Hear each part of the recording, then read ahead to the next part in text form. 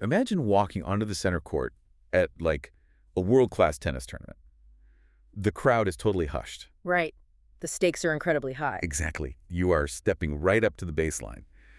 But uh, instead of a modern, ultralight carbon fiber racket, you are carrying this heavy, wooden tennis racket from the 1920s. Oh man, that sounds like a nightmare. It really is. Yeah. And your opponent, they are warming up with the absolute cutting edge of modern sports technology. Yeah, you're basically playing the exact same game, but with entirely different rules of physics. Right. It's a massive competitive disadvantage. You could be a brilliant player, but the tools themselves are fundamentally limiting your potential. Exactly. And that image, that perfectly captures the core tension in the material we are doing a deep dive into today. Which is the book Never Split the Difference, Negotiating as if Your Life Depended on It by Chris Voss and Tahl Raz. Yeah. And the goal here isn't just to, summarize a book. It's to fundamentally change how you, the listener, approach conflict in your daily life. Totally. We want to take you from someone who relies on traditional compromising, what the book calls a wimp-win approach. I love that phrase, wimp-win. Right. And transform you into a master of psychological influence. Because the truth is, you negotiate every single day. Every day. Whether you are hammering out a multi-million-dollar business contract or just trying to get a better deal on a used car. Or even like simply negotiating with your toddler to put their shoes on and get out the door. Oh, absolutely. Life is just one continuous negotiation. It really is. And you don't need a PhD in game theory to get what you want in these situations. You just need to understand the human animal. Which brings us back to that tennis racket analogy. Yes. Okay, so Chris Voss, the lead author, he was a former Kansas City beat cop. And he worked his way up to become the lead international kidnapping negotiator for the FBI. Which is just a wild career trajectory. It's insane. And at one point, he finds himself sitting in a short executive negotiating course at Harvard Law School. Truly the absolute pinnacle of academic rational negotiation theory. Yeah, the belly of the beast. So he is sitting across from the director of the Harvard Negotiation Research Project, and the professor decides to role-play a kidnapping scenario to test him. To test the actual FBI hostage negotiator. Right. The professor says, "We've got your son, Voss. Give us $1 million or he dies." Wow. Jumping right in. And Voss, this street cop turned FBI agent, he just gives him a long, slow stare, smiles, and asks, "How am I supposed to do that?" That's just brilliant. It completely derailed them. What's fascinating there is the immediate cognitive dissonance it creates. The Harvard professor was playing with that old wooden racket of traditional, rational problem solving. Yeah. Voss brought the modern titanium racket of psychological leverage.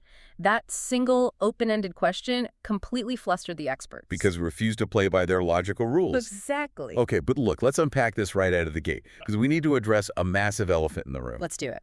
The sources argue that compromise is actually a terrible idea, and I really have to push back on that. Okay, why is that? Well, I've always been taught that splitting the difference is the mature, fair thing to do. Like, if we both want the orange, we cut it in half. Yeah. Why on earth are we throwing that out the window? It's a fair question. But to understand why compromise is so dangerous, we have to look at how negotiation theory evolved. Okay.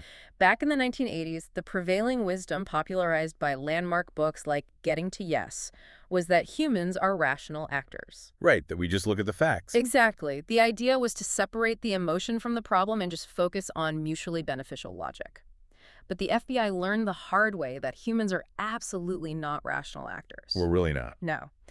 We are highly emotional, deeply irrational beasts driven by fears and needs. And this ties directly into behavioral economics, right? Like Daniel Kahneman's concept of the two systems of thinking. Let's break that down because it feels central to why logic fails here. It is the absolute foundation. Kahneman proved that the human brain operates on two distinct systems. System one is our lizard brain. The animal part. Right. It's fast, instinctive, animalistic, and highly emotional. Then you have system two, which is our slow, deliberative, logical brain. Okay, got it.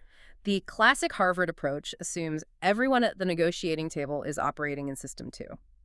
We assume we are two calculators trading data. But the reality is completely different. Exactly. System one, our emotional animal brain, is actually the one steering the ship.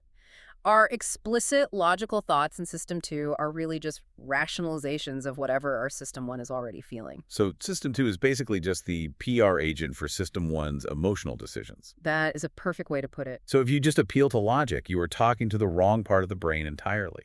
You're handing a spreadsheet to a PR agent while the CEO is in the back room panicking. Yes. And the stakes for the FBI in realizing this were literal life and death. Look at the tragic sieges at Ruby Ridge and Waco in the early 1990s. Oh, right. Those were absolute disasters. They were. The FBI was trying to use rational, win-win problem solving with extremists. But you cannot logically split the difference with someone who literally believes God is speaking directly to them. Yeah, a spreadsheet of benefits means nothing to a worldview built on divine prophecy. Exactly. Logic simply bounces off. Okay, but how does that translate to everyday life? Like, I'm not negotiating with an armed cult leader, Yeah. I'm just trying to buy a house or get a raise. It translates because splitting the difference often means nobody gets what they actually need. How so? Well, think about a hostage situation. If someone demands $1 million ransom and you compromise at $500,000, you haven't achieved a win-win. You just have a dead hostage at a discount. Wow. Yeah, that puts it in perspective. In business, it's the same mechanic. If you want a specific timeline to ensure a quality product and the client wants it done in half the time, compromising on a middle date usually results in a rushed, terrible product. Right, which ruins your reputation and leaves the client furious anyway. Exactly. You settled, you left value on the table, and you totally ignored the underlying drivers. The mantra you have to adopt is that no deal is better than a bad deal. So what does this all actually mean in practice? If we can't use logic and we can't compromise, how do we influence that emotional System 1 brain? We use something called tactical empathy. Tactical empathy. Yeah. Now, this isn't about agreeing with the other person or feeling sorry for them. It's not about being nice. So it's not just basic sympathy. Not at all. Yeah. It's about paying absolute forensic attention to them, asking what they are feeling, and making a commitment to understanding their worldview. It is active listening weaponized as a tool of discovery. That's fascinating. Tactical empathy almost sounds like being a conversational martial artist. Oh, I like that. Yeah, like you aren't striking them with arguments. You're just gently catching their energy and reflecting it back at them to make them feel completely understood. That is a brilliant way to visualize it. And the first physical tool in this martial art is your voice, specifically the late-night FM DJ voice. Oh, I love this part. Just channeling my inner smooth jazz radio host. It genuinely works. When you speak slowly, calmly, and with a downward inflecting tone, you signal authority and trustworthiness. Okay. But more importantly, there is a biological mechanism at play here. That low, calm tone actually triggers a neurochemical calming effect in the other person's brain. Wait, really?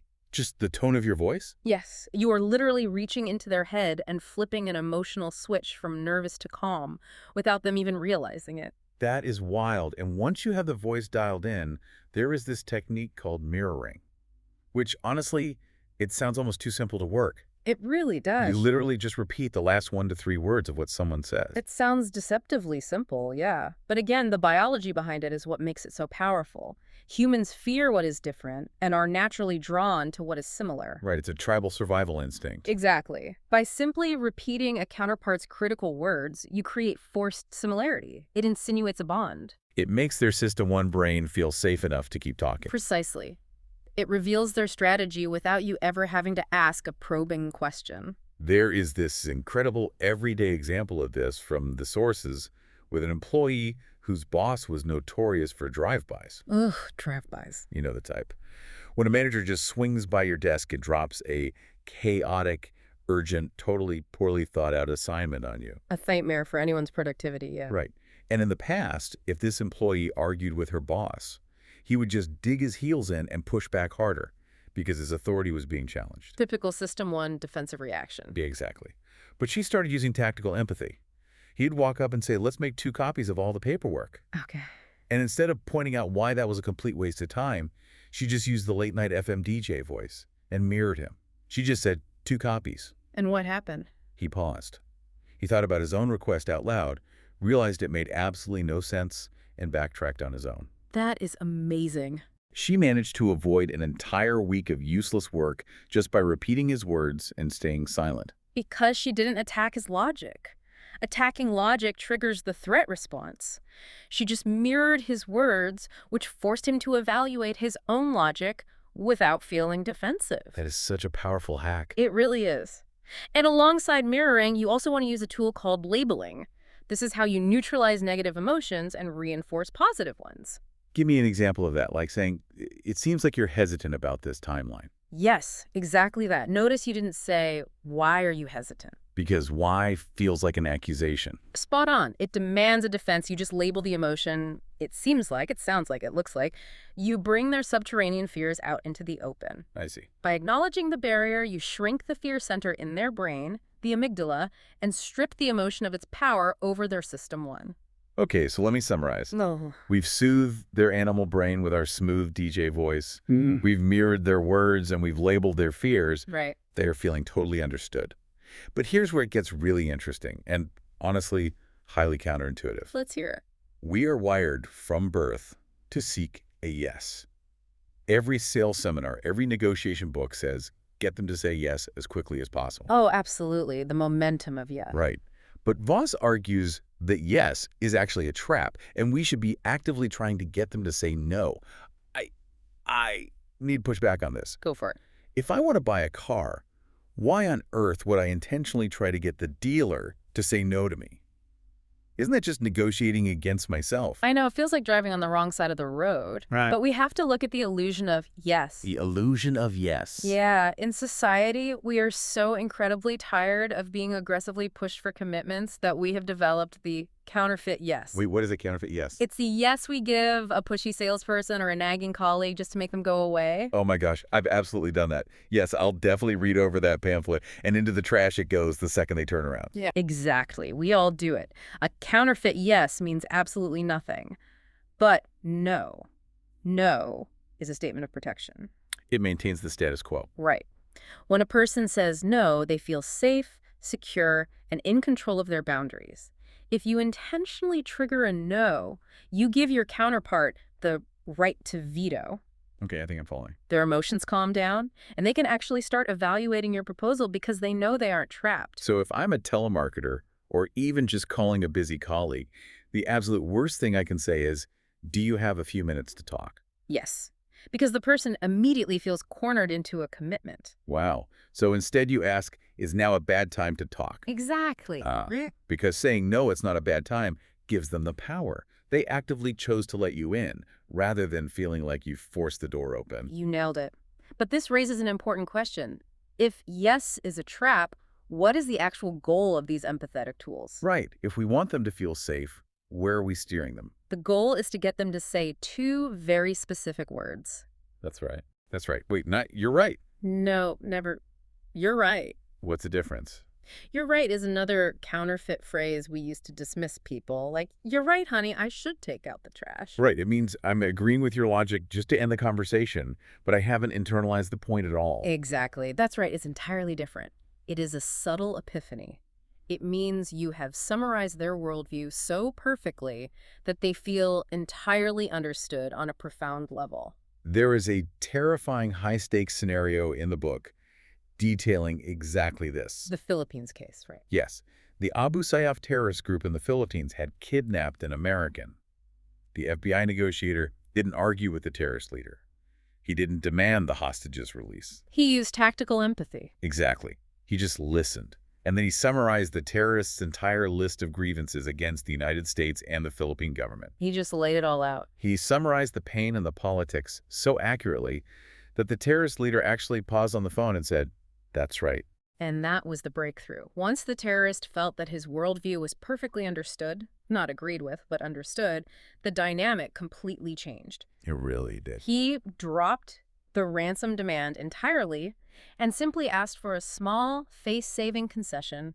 That is the power of that's right. That is just incredible. And if we translate that to your daily life, if you're negotiating a raise, you don't just list your accomplishments. Right. You summarize your boss's immense budget constraints and departmental pressures so perfectly that they lean back and say, "That's right." Exactly. Now the friction is gone. You aren't an adversary anymore. You are a partner who gets it. Okay, so they feel safe because we let them say no, and they feel understood because they said, "That's right." We've mapped their world. Yes. Now what? how do we actually structure an offer or bend reality to get the outcome we want without triggering their defenses again? Now we use the exact tool that flustered the Harvard professors, calibrated questions. Oh, okay. These are open-ended questions that almost always start with how or what. Like the greatest of all time question. How am I supposed to do that? Exactly. By asking how, you are essentially putting them to work. It's like asking a burglar for advice on how to upgrade your locks. That's a great analogy. They get to feel like the expert, but you're the one getting a secure house. That is exactly the dynamic. You are giving them the illusion of control. They feel like they are dictating the solution, but your question is carefully framing the boundaries of reality. Give me a business example. Sure. If a vendor demands an exorbitant fee and you ask, how am I supposed to justify that cost to my finance team when our budget was slashed? You aren't aggressively saying no. Right. You are forcing them to expend their own mental energy solving your problem. Precisely. And as we mentioned earlier, you always avoid asking why. Right, because why did you do that forces a defense. Yes, whereas what caused you to do that asks for the exact same data but completely removes the hostility. That subtle shift makes such a difference. It does, and this plays right into how we shape what seems fair when we finally get to the numbers. We bend their reality by anchoring their emotions using something called an accusation audit. Wait, let's make sure we define that. What exactly is an accusation audit? It is the practice of preemptively listing the absolute worst things the other person could possibly think or say about you, Okay. and saying them out loud before the other person has a chance to. So if I'm going into a salary negotiation, instead of just stating my number, I should manage their expectations by auditing my own perceived flaws. Exactly. Like saying, you're going to think I'm the most greedy, ungrateful employee you've ever managed. You're going to think I don't appreciate this opportunity at all. Right. You anchor them to a worst-case scenario. They are suddenly bracing themselves for you to ask for something completely outrageous. It's like triple my salary or 4 months of vacation. Yes, and then when you finally give your actual number, even if it's a pretty aggressive bump, it seems incredibly reasonable compared to the total disaster they were just imagining. Oh my gosh, that is manipulative but brilliant. It's utilizing a behavioral economics principle called loss aversion. Loss aversion. Yeah. To put it simply, people are much more motivated to avoid a loss than to achieve a gain. Right. It's why finding a $20 bill on the sidewalk feels pretty good. But losing a $20 bill ruins your entire afternoon. Exactly.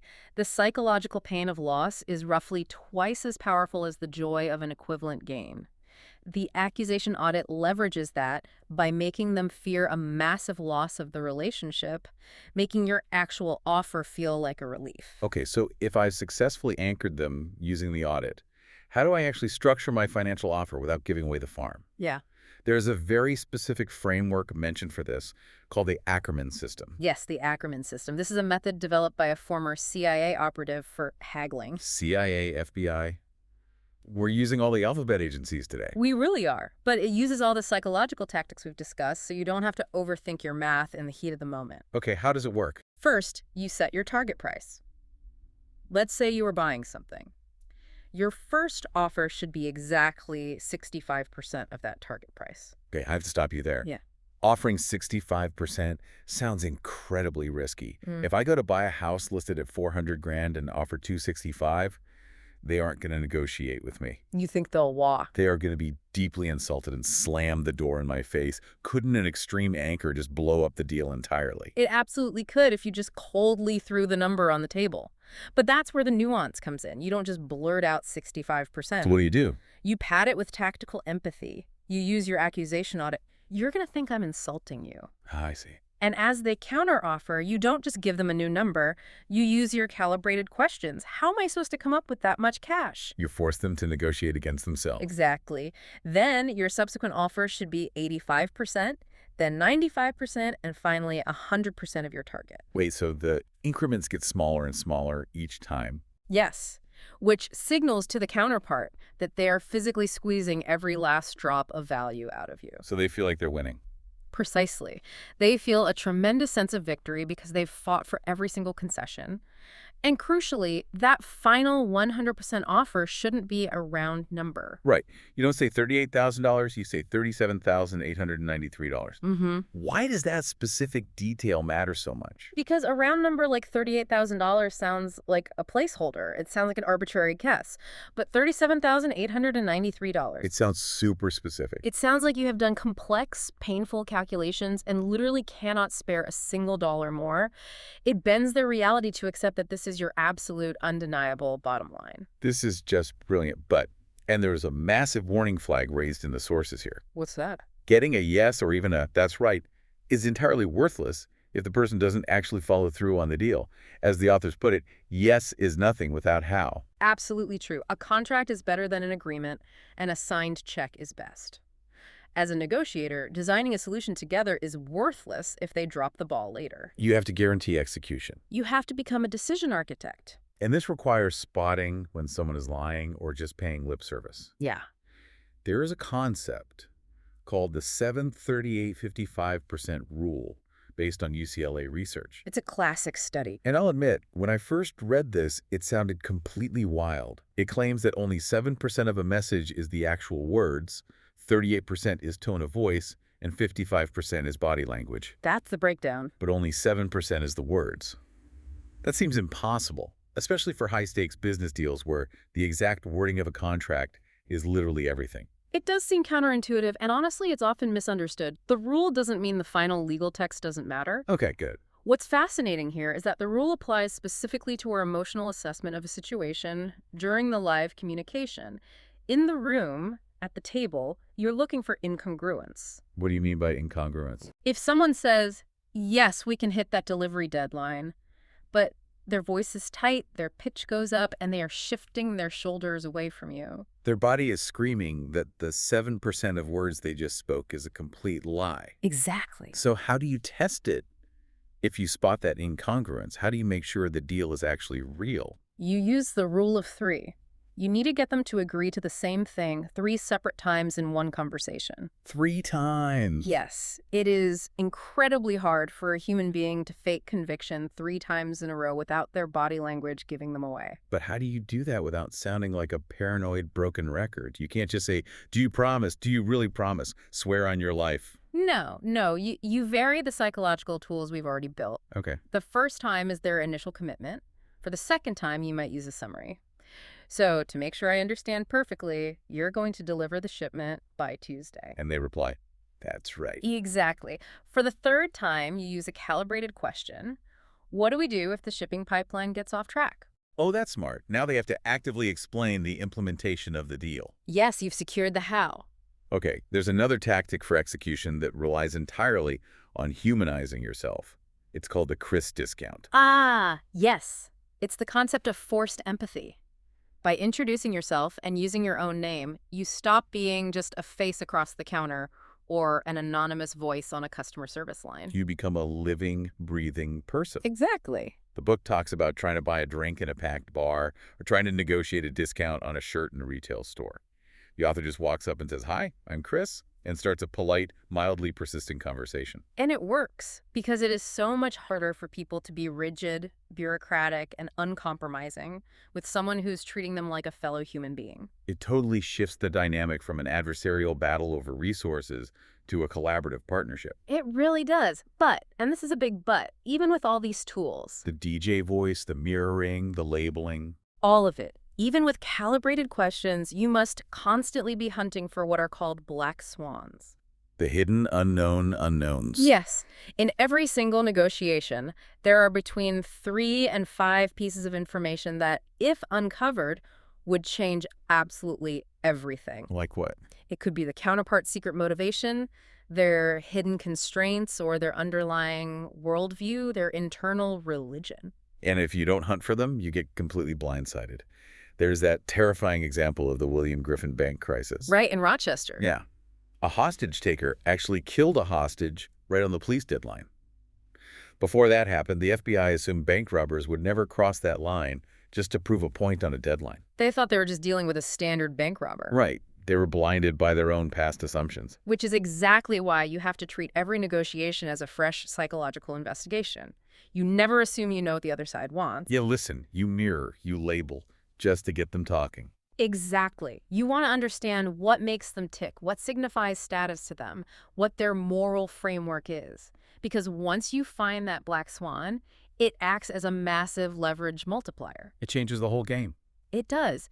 You can frame your proposal not just as a good business deal, but as something that fulfills their deepest personal identity. Which really brings us full circle here. Yeah. Negotiation is not a battle of arguments where you try to batter the other person into submission with a spreadsheet of logic. Not at all. It is a profound process of discovery by putting down that heavy wooden racket of traditional compromise. And picking up the modern titanium racket. Yes, the titanium racket of tactical empathy, calibrated how questions, and embracing honest, respectful conflict. If you do that, you can uncover incredible value in your daily life. You just have to be willing to listen deeply and let go of the illusion of control. And remember, the person sitting across the table is never the problem. The unsolved issue is the problem. Your counterpart is your partner in solving it. Beautifully said. So, as we wrap up this deep dive, here is a final provocative thought to mull over. We've spent all this time talking about how to use tactical empathy to uncover the other person's reality and guide their decisions. We have. But next time you are dreading a difficult conversation, ask yourself, what if the biggest barrier to getting what you want isn't the other person's stubbornness, but your own fear of letting them say no?